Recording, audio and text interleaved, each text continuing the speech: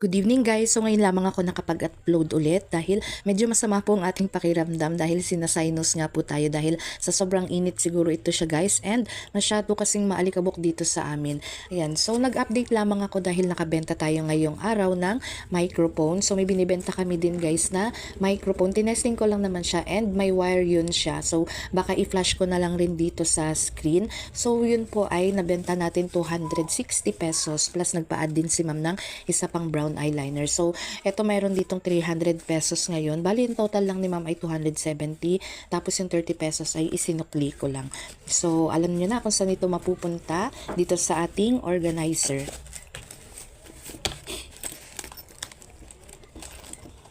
So gusto ko maghulog ngayon dito sa ating bingo ipon challenge dahil malapit ko na siyang matapos guys. 5 hulog na lamang at meron na tayong 5,000 pesos na pwede kong ipangbayad sa ating utang.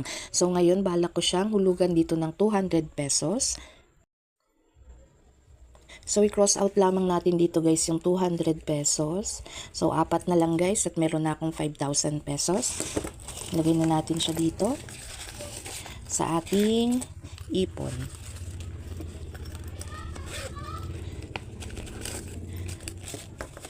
So, in total guys, meron akong 1,000, 2,000, 2,500 pesos. Yan. Naka 2,500 na tayo at apat na hulog na lamang guys. Makukumpleto ko na siya. Next, may natira pa tayong 100 pesos. Ilalagay ko na lamang ito pang bayad ng ating utang. So, mag-a-advance hulog na lang tayo para bukas. Dadagdalagan ko na lamang ito ng 100 pesos at kukuha ako dito sa ating investment. Ito. Dahil may kita naman tayo sa ating pag-online, meron din guys through GCash, kaya dun ko na lang yan siya ibabawas yung kinuha ko sa investment.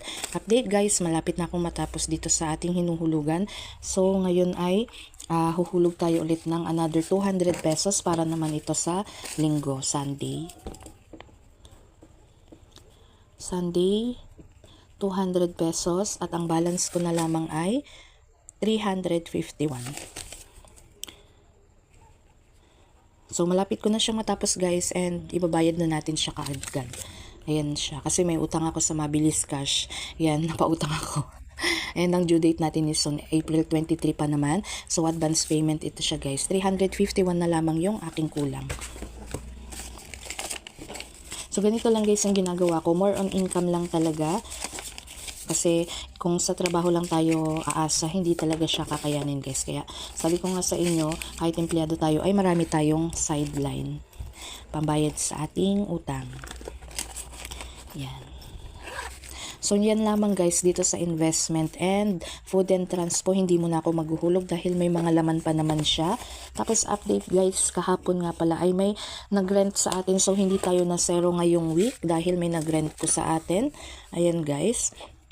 Ito, may kumuha sa atin ng dalawang tent. Ayan po siya.